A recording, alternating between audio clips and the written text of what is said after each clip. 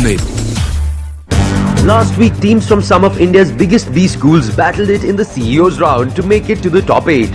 This week, the battle continues as the top 8 finalists of the Mahindra War Room fight for their crowns, that is, the champions of the Mahindra War Room.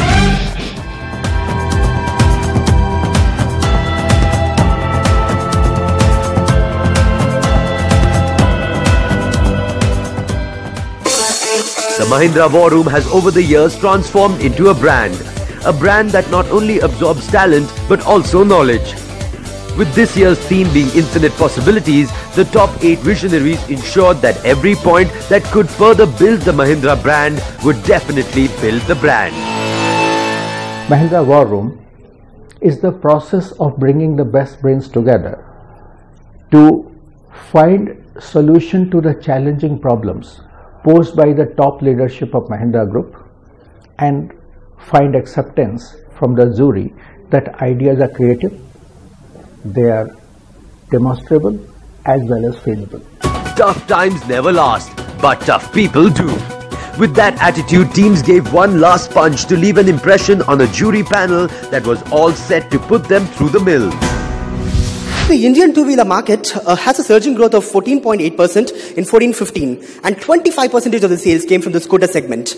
Now this segment on its own grew by 23% in 13-14. And one of the radical changes is the change in perception from being an uncle's vehicle to a new and trendy vehicle preferred by the young and youth consumers. And we also observe that the premium scooter segment in India has quite a sizable figure, and this segment is all set to grow. This is indicated by new players trying to foray into the market, and we believe that this is the right time for Peugeot to enter the market with its own product.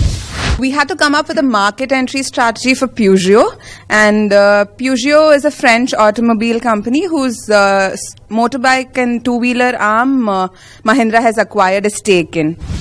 We identified 6 key success factors for the automobile industry, out of which 3 are applicable for the motorbike premium segment. The first is that it needs to have an established brand name and have proven itself earlier in the as a premium entity. Second, we should have good technological capability in-house, failing which we need to partner with international players who have shown technological prowess. Finally, coming to the distribution network, we all know that Mahindra has a very good distribution network. However, Django being a premium product, we will need exclusive high-end showrooms because over here it is quality that matters more than numbers. Moving on to the communication strategy, we will have the same communication strategy as Peugeot follows globally, which is combining motion and emotion. And also, we will have 3 launches, each of them for one particular attribute that we want to associate with Django: art, fashion, and individuality. I recall when French brands were introduced in the US many years ago, and over the years, they always show scenes of Paris or of France. Now, you didn't think of that, you didn't want to do that. You believe it wouldn't work in India? So the kind of customer segment that we're targeting, they already know what France is, they know what a French brand is. What we need to tell them now is that you need it, you are already up there in being international. Just this one more element and yes, you're truly international. So they already know what France and French stands for. That's why we didn't bring the element of the French countryside. We aim to make Saboro India's biggest and most admired fruit brand by 2020.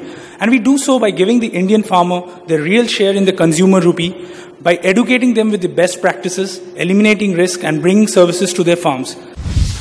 Our presentation was basically about the Saboro fruit brand of Mahindra, which is which is not only a business but also something in the social sector to bring farm tech prosperity to the farmers. The gap which we identified was that 58% of the people eat outside during lunch and 80% of them are willing to try out healthy fruit-based meals.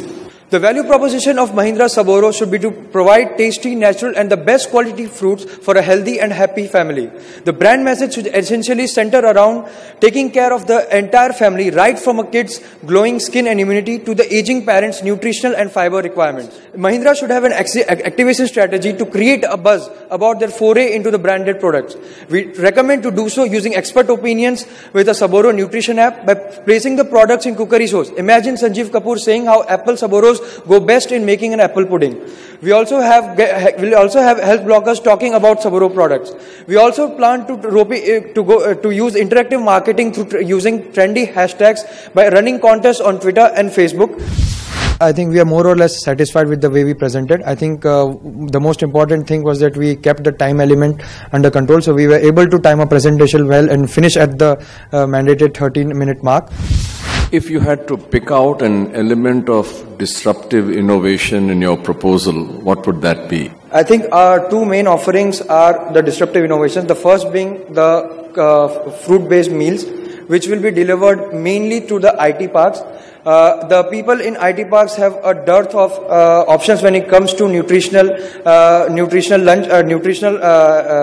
offerings during the lunch periods. So that is something that we can look at by bringing the Saboro lounges, placing the Saboro lounges strategically across the IT parks. Besides that, we are also looking at the cold pressed juices, which is in a very nascent stage with only a few startups actually going for it. We also enumerated the benefits that the cold pressed juices provide, which are very high on nutrition because of no oxidation and no heat generated during the mixing and grinding process, which is the case with other juices. I think we could have done a little bit better with answering the questions. Keeping that aside, I think it was a fair attempt made by us. When the going gets tough, the toughs get going. With this, teams put on their thinking caps and put their brave faces on to stun the jury members. The fruit processing market in India is actually in a very nascent stage. But as per our market analysis, it shows that canned fruits and frozen fruits have a huge market potential in India, and Mahindra needs to leverage on this. Our presentation basically were focused on the processed fruits and the fresh fruit segment. So basically what we had targeted is we targeted the farmers. So basically we have done a survey and we finalized that in India the farmers are the one who no one cares about it. So because they are not getting enough market. So our entire solution was actually focused on giving them the market so that at least if we are able to reduce farmer death by 10%, still we have a good edge. Coming to the product offerings, so right now the Mahindra Group has the following product offerings. They are the apples, grapes and bananas. But right now we want them to enter the following segments: mangoes, oranges, pomegranate, pineapple and papaya. So consider the case of mangoes. The average production of mango in India in 1000 tons is around 1413 and the average price is around 80 rupees. So even if we target 5% of the market share, we'll be ending up with 395 crores for mango alone. Now these are the various channels through which we're going to attract the customers. The one is the modern trade, which includes supermarkets and hypermarkets. The other one is online platforms, which includes applications and websites. And the third one is a distribution center, which will include our own Saboro stores. The questions were also on the expected lines, though there are one or two unexpected questions, but we were able to satisfy the jury. Why should Mahindra get into this business? What should be our motivation to get into this business? And it's a fairly competitive business, something that we have not done so far in our 60-year history. The processed fruit industry do not exist in India, that we agree, with respect to the canned fruits and the frozen fruits. But the thing is that we Indians are actually manufacturing it and supplying to the Western countries. But why we are not supplying here? Because there is no market availability. If somehow Mahindra is able to generate the market, then it will be the early mover advantage. Right from the beginning, when we started with the case, we had this thing in mind that one day we will be presenting to Mr. Anand Mahindra and he will be asking so and so questions, which do happen. So the feeling is awesome and we are actually feeling proud that we are presenting our college on this big platform. And finally, we have done things. We have make our dream come true. Coming up, the grand finale of the Mahindra War Room 2015 continues. Stay tuned.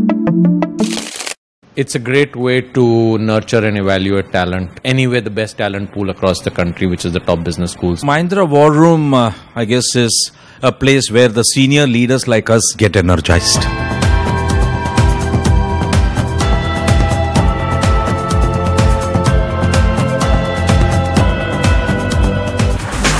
Each passing moment saw tense faces, but that didn't deter the spirit of the young dreamers. If we compare SsangYong to its main competitor in Korea, we can see that SsangYong is almost not diversified, which makes it very vulnerable to business cycle downturns. Our presentation is mainly about the business strategy for SsangYong Motors, which has gained acquired partnership by Mahindra, and we presented with strategies related to diversification into about the product and the car rental service, and also we increase the marketability. So I think related to the business, we want to make it an ecosystem to activate the whole value chain. Okay, that's basically our idea about how we improve the revenues of SsangYong in the short term and long term.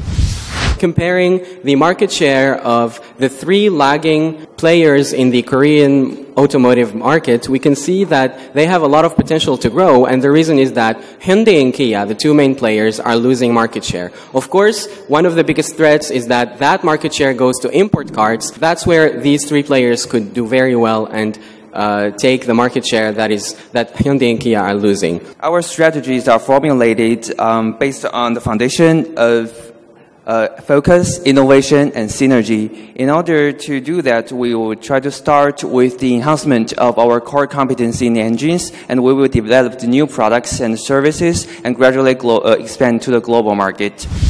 We were very honored. Personally, I feel that way, and we have thought about those questions before, and we think these are the really difficult questions, but really valuable questions to ask about ourselves, and we hope we gave them the satisfactory answers, and we have further implementation about that. What would it take for SsangYong to be very successful in the global marketplace? How would you position SsangYong? We position SsangYong as more than an automobile producer. We provide several different products other from the core products of selling a car, such as the interior modules, which can be selling as such as the some sensing or monitoring radar devices. But what is synergized here is for car leisure rental service is mainly for weekends traveling using middle or large size SUVs, which is also our main focus on that, which will be aligned with our core competency in producing SUVs. So we think that's a quite good fit. We had some very interesting questions, so we were glad to see that they really understood what we presented. So the message was transmitted, and I think that we're very happy. So now we just hope for the best. What exactly is a smart city?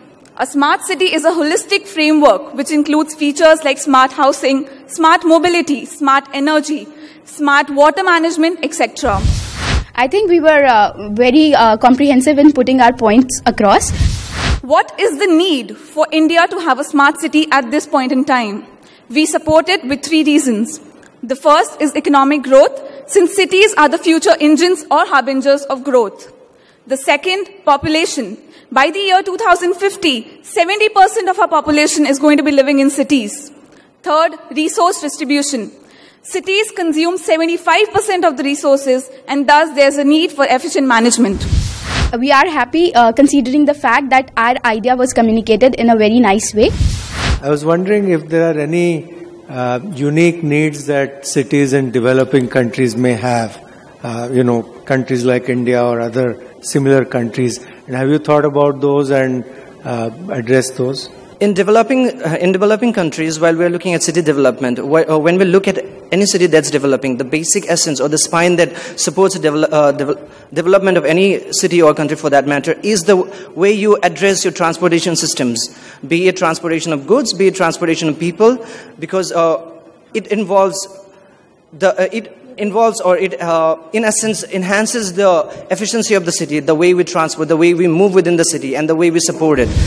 We were really satisfied with our performance because the kind of the hard work that we put in, and finally when we presented it on stage, so after it got over, we were really satisfied with our performance. So I think that matters when you actually know that you did your well and you did your best, and now it depends on the jury. The events of the evening continued to progress as teams put their best foot forward and embraced each question with utmost zeal. Our vision is to make Saboro India's most famous fresh fruit consumer brand using these 5 factors: away from home and at-home market development, direct sourcing from farmers to ensure quality, integrated cold chain development backed by analytics platform to better match demand and supply, direct delivery to retailers, and finally, a 360-degree marketing plan involving all stakeholders. We are working on the Agri case, the Saboro fruit brand. And the whole approach that we took up was a consumer-centric approach. So when we did our research, we find Mahindra has a good presence in the back end. They have a good core competency with their farm division, which they can leverage for the farmers. But in the front end, we wanted to create a very different approach to reach the consumers. And also through this, we wanted to help all stakeholders to connect together and ensure that the farmers not only grow good produce, but can bring to the market rightly. Our communication plan was based on 3 major stakeholders: the consumer, the retailer, and the internal workforce. And accordingly, we drafted 4 key plans for advertising, for retailer advocacy, and an internal workforce program. Now for advertising, we drafted 5 key messages with an objective to drive the message that Saboro cares about you and your loved ones through quality produce, healthy packaging, enhancing your consumption pattern, and making fruits fun to consume through our snacking opportunity. The 18% PAT margin that you're talking about, how do you arrive at that? What kind of benchmarks have you done? Is it a fact?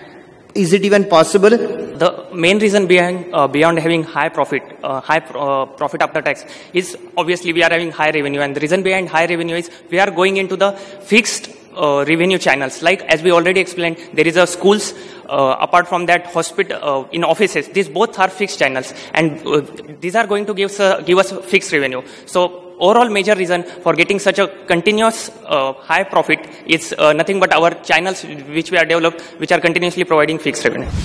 When we started presenting, frankly, nothing came in our head. It was only that, okay, this is what you have prepared, this has to go out, this point has to be made. So that is what we felt. When we return, the action continues. Also, which team will rise up to the occasion and take home the title of the winners of the Mahindra War Room 2015? Stay tuned. I think the Mahindra War Room is getting better year on year. We are in the 8th session, and this time the theme was infinite possibilities. And for me it was a wonderful learning session. And what really struck me the most is the focus on digital.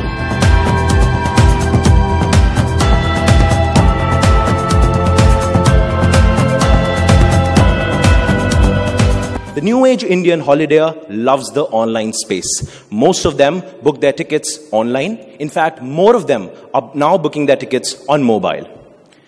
The online space and its love isn't only restricted to booking. They research, plan on the online space. In fact, most of them now base their destination decisions only on online research. Most of them are also now taking the social media and user reviews while booking their destinations. Our presentation went very well. So we had a disruptive model for Club Mahindra, which none of its competitors or anybody in the industry follows right now. So we had an idea that nobody else in the industry has ever projected into their business. So we were very excited to show it. And well, I think it got across to the judges, and we are very, very happy with that effort. A dipstick analysis of 30 non-members indicated that 75% increase in propensity towards buying Club Mahindra membership could have been observed if they were offered to buy a one-time Club Mahindra experience. Given the propensity of digital and our affiliation or affinity towards social media, we see the Club Mahindra social network as a perfect community that brings together like-minded individuals as well as people who have and share the joy of traveling. In this case, we've also seen that there's an increased reliance on customer service reviews. Authenticity in terms of crowdsourcing that is very important in the industry today. Over here, we see that social media and the joy of photographs which members put up not only weave into the amplifying the holidaying experience, but also enable them to go beyond just interacting with Club Mahindra for the 1 week in the year. 15% transaction fee, do you think is sustainable? Nothing the members or customers hate more when they believe, I am selling to so-and-so, what am I paying for? So generally people think of 1-2%.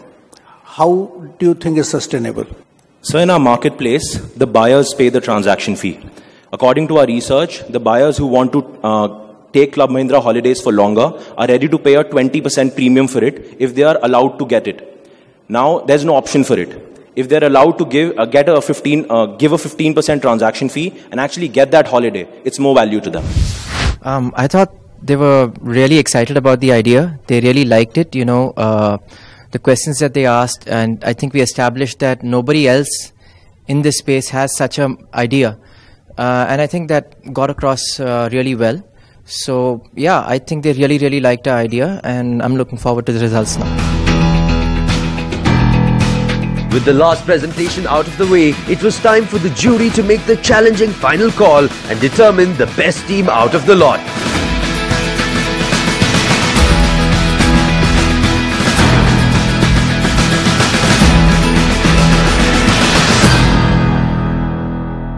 We'll come to the winner in a minute.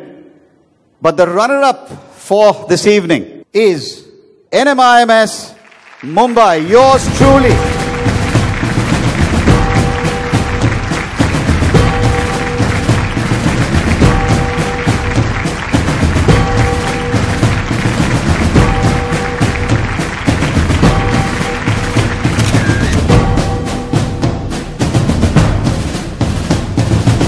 The winners of the Mahindra War Room Season 8 are the Zealots from Mica.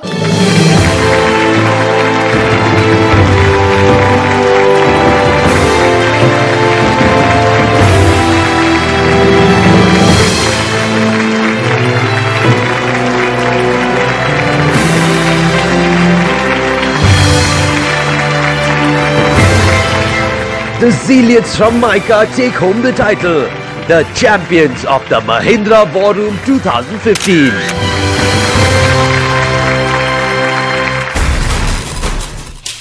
After months of tedious work, the Mahindra War Room draws the curtains on its 8th season. Battles were fought, some won, some lost, and the quest for conquering infinite possibilities was accomplished. New champions arose. With a new year, the battlefield will open up to new arenas as a new wave of teams prepare to battle on one of India's most challenging B-School knowledge platforms, that is, the Mahindra War Room.